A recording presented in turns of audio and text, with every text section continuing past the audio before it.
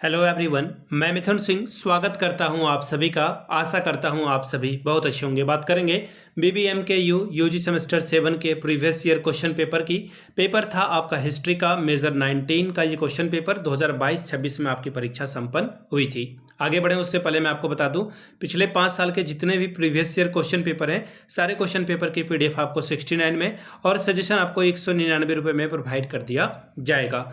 यहाँ से मेरी ईमेल आईडी आप देख लें, yourmithunsingh@gmail.com पे आप मुझे मेल कर सकते हैं। इंस्टा पे अगर आप डू फॉलो मी @imithunsingh। बाकी आप मुझे व्हाट्सअप कर सकते हैं 7979054474 पे। तो चलिए देखते हैं कि किस तरह का सवाल MJ 19 में हिस्ट्री से पूछे गए थे।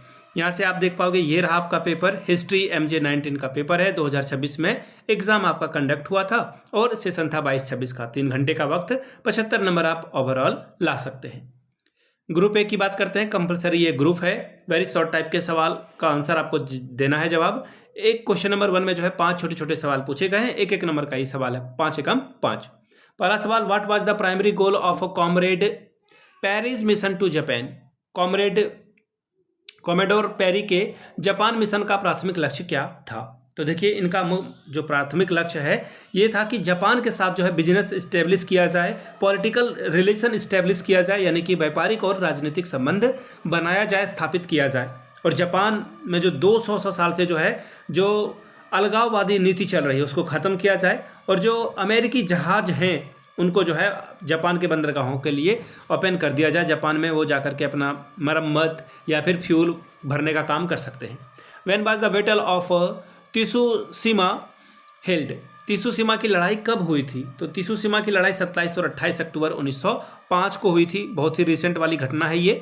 और इसमें क्या हुआ था, यह जो है रूस और जापान के बीच युद्ध हुआ था और यह एक बहुत निर्णायक जो है नौसेना वाली लड़ाई थी, नेवी वाली लड़ाई थी। और इस युद्ध में जापान की नौसेना ने रूसी बाल्टिक बेड़े की पूरी तरह से उसको जो है नष्ट कर दिया था और जापान का उदय हुआ था एक पावर के तौर पर। अगला सवाल है, what was the primary economic policy of Meiji government. Meiji सरकार की आर्थिक नीतियां क्या थी? तो देखिए, मेजी सरकार की आर्थिक नीति थी कि जल्दी से जल्दी जो है इंडस्ट्रियलाइजेशन किया जाए, औद्योगिकीकरण किया जाए और जो वेस्टर्न सिविलाइजेशन है और जो पूंजीवादी है उसको अडॉप्ट किया जाए।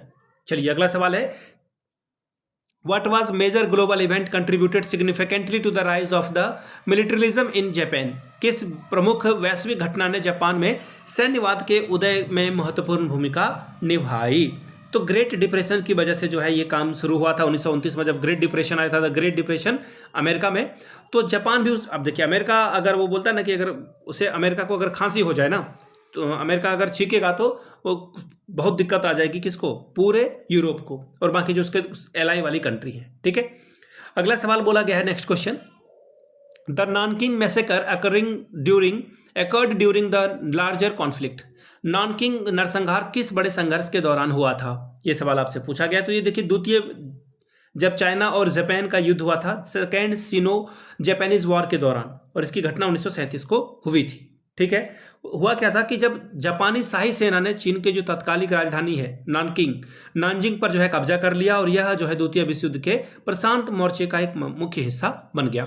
अब देखिए, 2 सवाल संक्षिप्त टिप्पणी करना है 5-5 नंबर के लिए। सवाल नंबर 2 बोला गया क्या है? मंचूरियाई संकट यानी कि मंचूरियाई क्राइसिस के बारे में बताएं। अगला सवाल है, पर्ल हार्बर प्रकरण, पर्ल हार्बर एपिसोड क्या था, इसके बारे में बताएं। बात करेंगे ग्रुप बी की। डिस्क्रिप्टिव सवाल है, 15 चौके 60 नंबर आपको मिलेगा।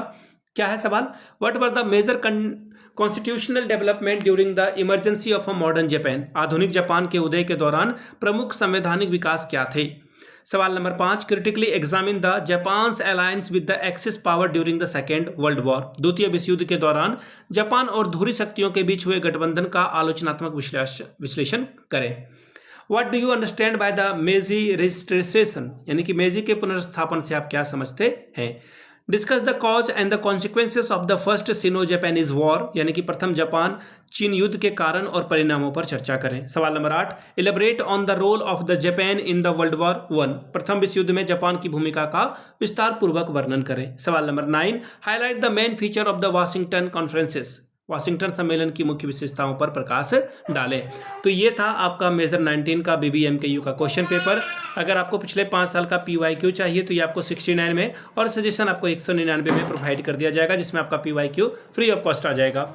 यहाँ से मेरी email ID आप देख लें, yourmithunsingh@gmail.com पे आप मुझे मेल कर सकते हो। इंस्टा पे अगर आप हो डू फॉलो मी @imithunsingh। बाकी आप मुझे व्हाट्सअप कर सकते हो 7979054474 पे। वीडियो को आपने यहाँ तक देखा, प्यार दिया, इसके लिए आप सभी का बहुत बहुत शुक्रिया। Have a good day.